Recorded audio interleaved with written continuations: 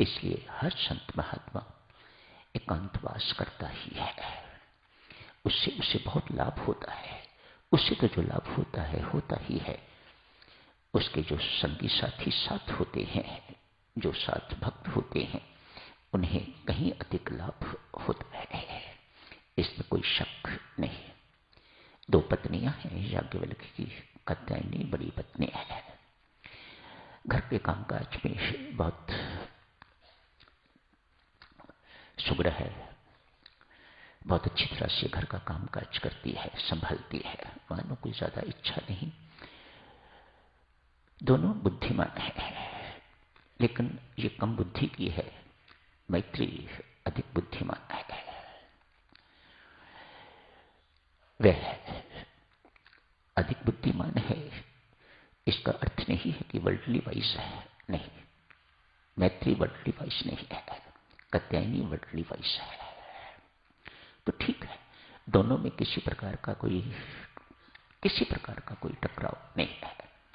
कोई जैसी साउथ में भाव होते हैं, ऐसा कुछ ईर्ष्या इत्यादि कुछ नहीं है। दोनों प्रेम पूर्वक रहती हैं संत की छत्र छाया में। ये कोई छोटी बात नहीं। एक ही घर में 2 महिलाओं का रहना, एक पति, ये कोई छोटी बात नहीं है।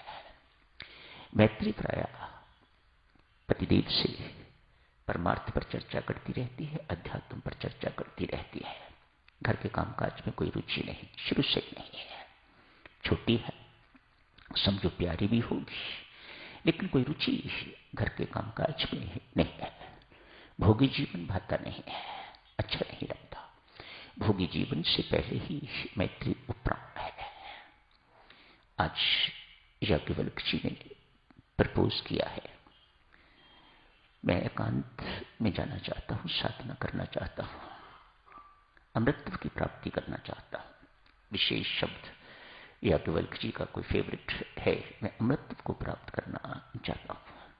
आपको कोई आपत्ति तो नहीं? किसी ने जवाब नहीं दिया।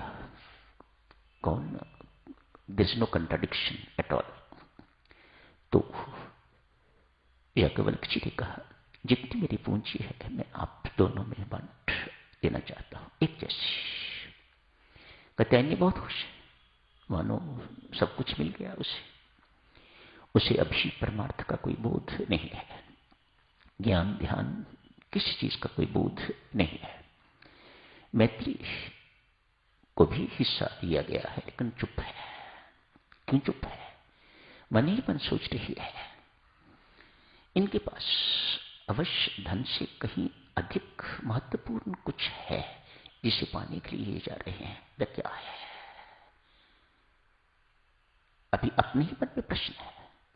अभी याज्ञवल्क्य जी से नहीं पूछा, महर्षि से कोई बात नहीं की, अपने ही मन में चर्चा है, अपना ही विचार चल रहे हैं। खूब इसका दिमाग चलता था इस चीज में, अपना ही दिमाग चल रहा है।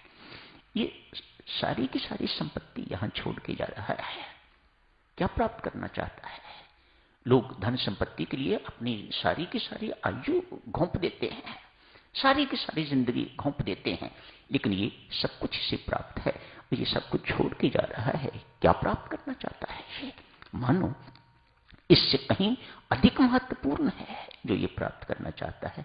वह क्या है? मैत्री के मन में ये प्रश्न उठा है, वह क्या है? मैं भी वही पाऊंगी। स्वामी जी महाराज ने शब्द कल प्रयोग किया, देना ही चाहते हो तो अपनी जैसी लगन दो, मुझे आप जैसी लगन लग जाए, जैसी लगन आपको है।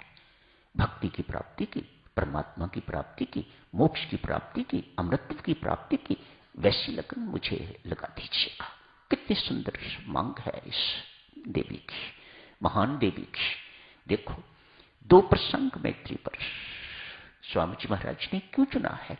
2 प्रसंग, छोटी हस्ती नहीं है मैत्री, जिसकी इस प्रकार की मांग है। महर्षि से आप पूछती है, क्या सारे संसार की धन संपत्ति मिलने से मुक्ति मिल जाएगी? नहीं, कदापि नहीं। याज्ञवल्क्य एकदम टोकते हैं, अरे मैत्री, इस धन संपत्ति से न परमात्मा मिलता है, न संत मिलता है, न ज्ञान मिलता है, न भक्ति मिलती है। फिर क्या मिलता है? अभिमान। याज्ञवल्क्य सो क्लियर, सो लूसिड। इससे क्या मिलता है? कहा अभिमान मिलता है। इसको आदमी भोगता है तो भी अभिमान, दान देता है तो भी अभिमान, इसको अपने पास रखता है तो भी अभिमान।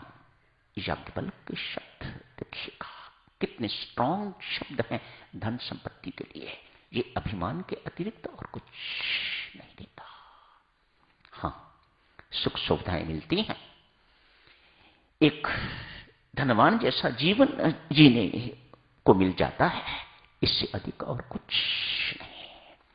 सुखी सुविधापूर्वक जीवन, सुखी जिसे हम सुखी समझते हैं, इससे अधिक नहीं। सुविधाएं मिल जाती है, धन सुविधा देता है।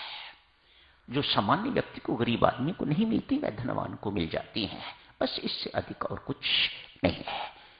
पतनकारी चीज देके जाता है। मानो ये अर्थ अनर्थकारी है।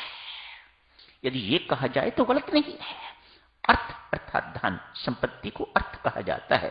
अर्थ ये अर्थ नहीं है, अर्थ ये अनर्थकारी है, ऐसा संत महात्मा घोषणा करते हैं। सो शेष महर्षि याज्ञवल्क्य, मुझे ये सब नहीं चाहिए। मैत्री कहती है, मुझे कह दीजिएगा जो आप पाना चाहते हो। उपदेश देते हैं। उपदेश को प्राप्त करके सीधे याज्ञवल्क्य जी महाराज अपनी साधना के लिए चले जाते हैं। मैत्री उसी वक्त घर छोड़ के थोड़ा मोटा सामान लेके तो महर्षि पराशर के आश्रम में चले जाती है, जो प्रसंग आज आपने पढ़ा है।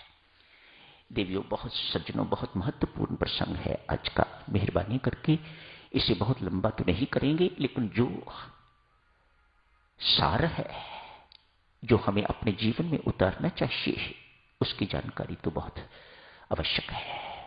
उतना ही चर्चा करेंगे।